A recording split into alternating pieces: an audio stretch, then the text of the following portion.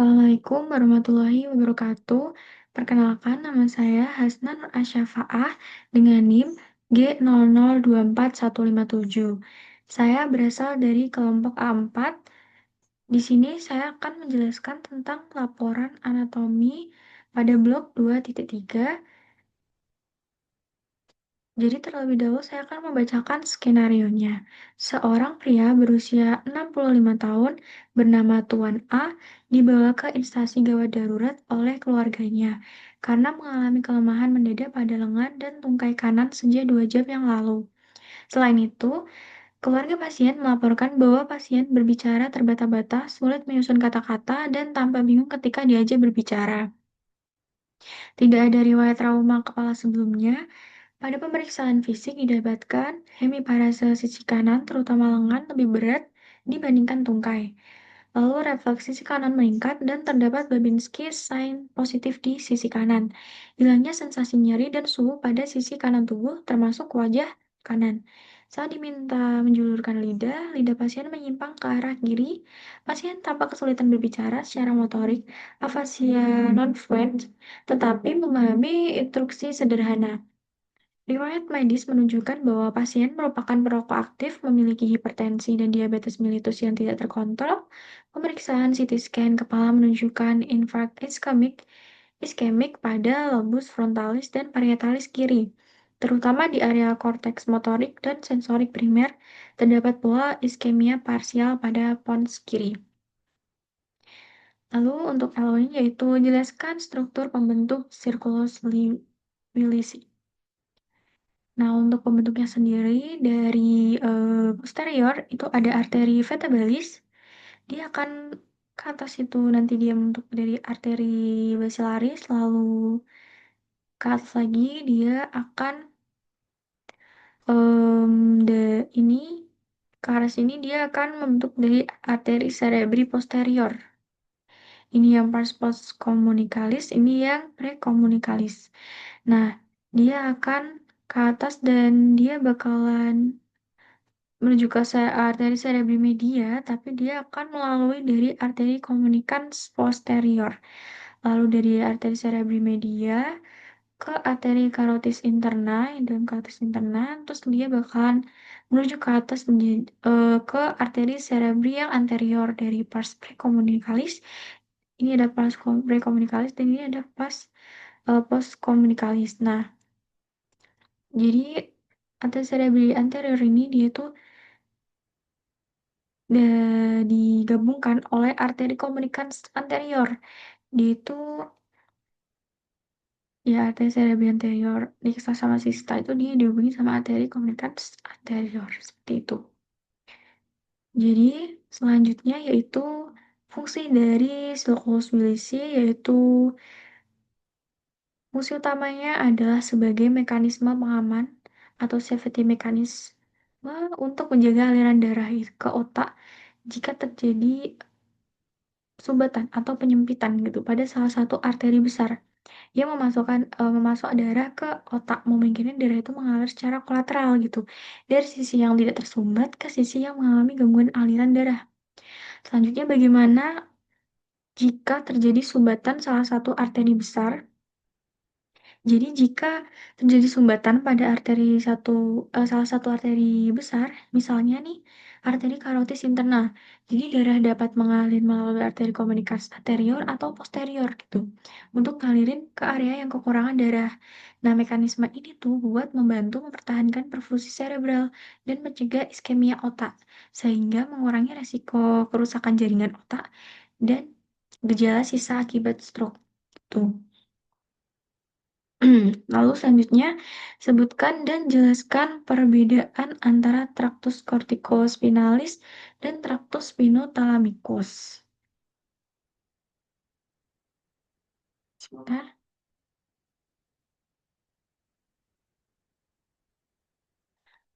Lalu saya akan melanjutkan kembali, yaitu perbedaan antara traktus corticospinalis dan juga traktus spinothalamikus yang dilihat dari fungsi utama, titik awal dan akhir, lokasi penyilangan, dan juga letak relatif medula spinalis. Yang pertamanya yaitu fungsi utamanya dari traktus corticospinalis, dia itu mengontrol gerakan otot volunter, jadi motorik secara sadar gitu. Kalau traktus spinothalamikus, dia mengantarkan sensasi nyeri, suhu, sentuhan ringan, dan juga tekanan. Nah, untuk titik awal dan akhir dari traktus corticospinalis itu yang titik awalnya dia itu korteks motorik dan juga parietalis, area 4, 6, 3, 1, dan 2. Terus untuk titik akhirnya itu dia di cornu anterior medulla spinalis. Kalau yang tractus spinothalamicus, dia titik awal di cornu posterior medulla spinalis, dan titik akhirnya itu di thalamus nucleus ventralis posterolaterales. Nah, untuk lokasi penyilangannya di tractus corticospinalis itu dia sebagian besar tuh dia menyilang di decussio piramid di medulla oblongata untuk traktus yang corticospinalis yang lateral, tapi kalau yang traktus corticospinalis yang anterior, dia menyilang di medulla spinalis segmen cervicalis dan thoracalis yang bagian atas atau superior. Kalau yang traktus spinothalamicus, dia menyilang di kommissura anterior medulla spinalis di depan canalis centralis. Kalau letak relatif medulla spinalis, traktus corticospinalis dia itu yang bagian lateral, dia di kolumna alba lateralis. Kalau yang di bagian anterior dia di kolumna alba anterior. Kalau yang traktus spinothalamicus dia yang bagian lateral itu di funiculus lateralis. Kalau yang bagian anterior itu di funiculus anterolateralis. Seperti itu. Selanjutnya ini adalah gambar dari traktus spinothalamicus. Ya, dia ini yang bagian lateral spinothalamicusnya. Terus ini yang traktus corticospinalis.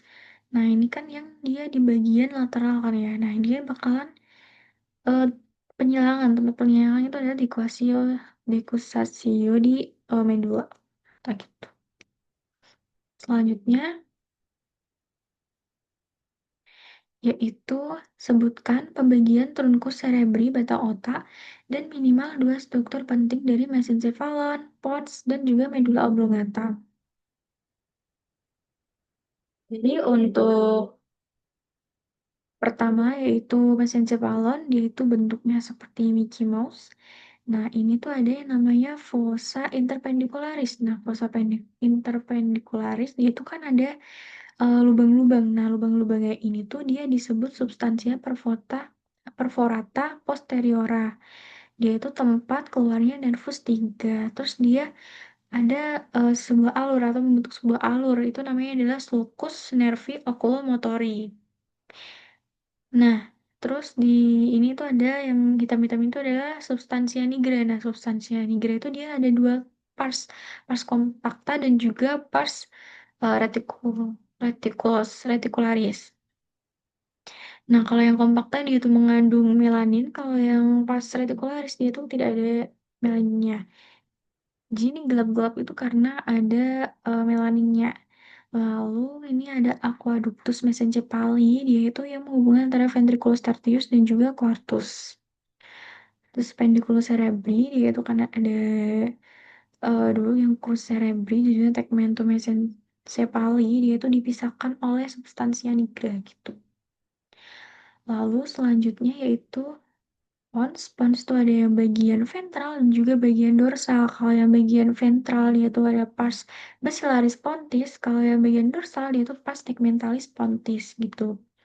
Nah, ini yang bagian ventral terlebih dahulu, dia itu dilatih sama nervus vestibulocochlear, facialis, nervus abducens, terus itu ada nervus vagus, juga hypoglossus accessorius, glossoparius, dan masih banyak lagi. Nah, ini tuh dia bentuknya seperti Patrick yang terbalik seperti itu. Selanjutnya dia ada. Nah, ini adalah decussatio piramid. Lalu selanjutnya ini ada yang bagian dorsalis. Ini ada pars tegmentalis pontis. Ini facies dorsalis medulla oblongata gitu. Ini yang nah ini ada cerebellum. Cerebellum. Ini ada yang corpora geniculata, geniculata yang medial dan juga yang lateral gitu.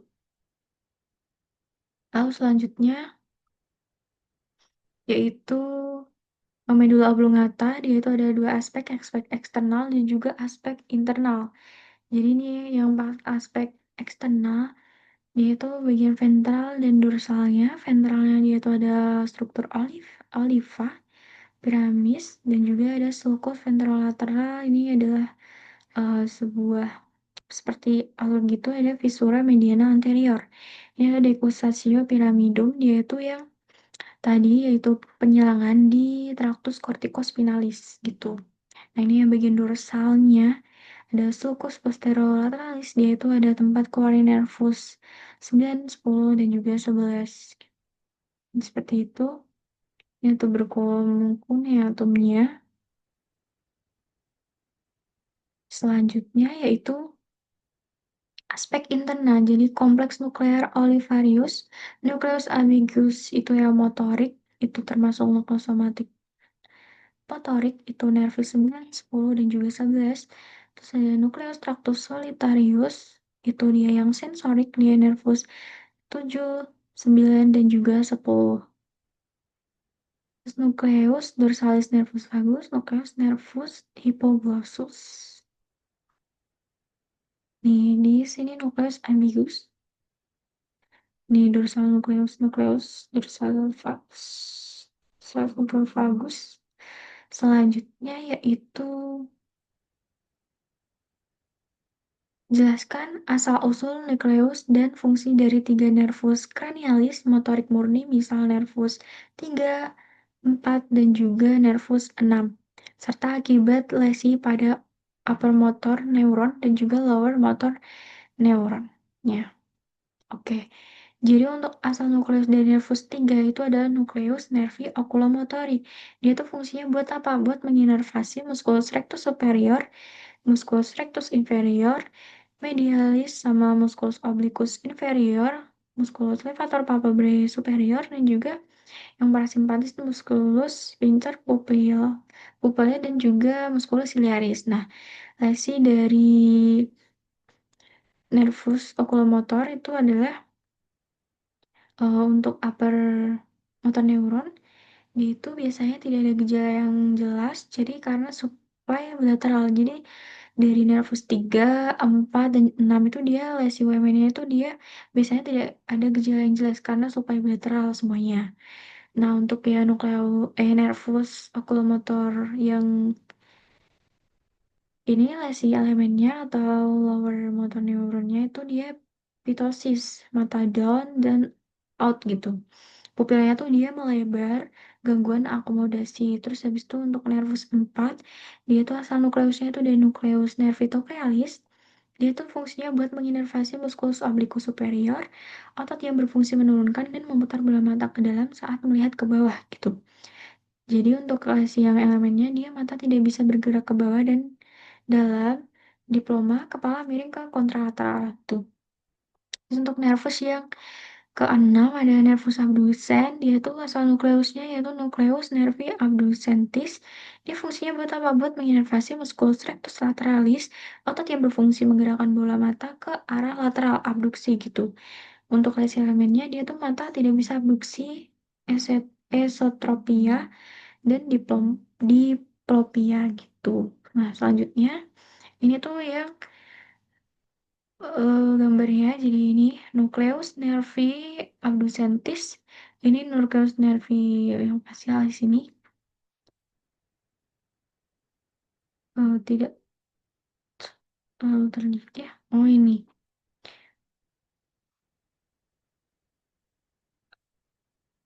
oke. Nah ini nukleus nervi oculomotor ya. Oke. Yang kayak selanjutnya yaitu jelaskan lokasi dan fungsi dari area Boltzmann berikut ini, yaitu area 4, 1, 2, 3, 4, 4, dan 4, 5, dan 2, 2. Nah, ini area Boltzmann 4 itu dia lokasinya di mana? Di gyrus presenteralis lobus frontal. Fungsinya buat apa? Buat area motorik primer. Terus untuk yang area abutmen 1, 2, 3 itu lokasinya di gyrus postcentralis, lobus parietal, dia itu fungsinya buat area sensorik primer. Kalau 4, 4 dan 4, 5 dia itu ada lokasinya di gyrus frontal inferior. Dia fungsinya buat area bicara motorik atau yang bisa disebut dengan area Broca. Terus ada area Birdman yang kedua dulu, area Birdman 22 lokasinya itu di gyrus temporalis superior, itu lobus temporal. Fungsinya buat apa? Buat area auditory sekunder. Dia bisa dilihat di sini. 1, 2, 3 ini tuh adalah area sensorik primer. 4 ini tuh adalah area motorik primer. 4, 4, 4, 5 dia itu adalah yang area bicara atau bisa disebut dengan Broca, area Broca gitu ya. Yang bicara mah. Terus itu yang dua-dua berarti di sini dia auditory. Area auditory yang sekunder seperti itu. Selanjutnya yaitu mengapa oklusi pada arteri cerebri media lebih sering menyebabkan kelumpuhan pada wajah dan lengan dibandingkan tungkai. Jadi, adanya distribusi vaskularisasi arteri cerebri media. Jadi, arteri cerebri media itu adalah arteri terbesar dan paling kompleks di otak yang memasok darah ke sebagian besar permukaan lateral hemisfer cerebri, termasuk lobus frontal, parietal, dan juga temporal lateral. Nah, untuk wilayah vaskularisasi dari arteri cerebri media ini tuh dia mencakup area kortikal yang dominan untuk fungsi motorik dan juga sensorik wajah, lengan, serta sebagian besar tubuh bagian atas.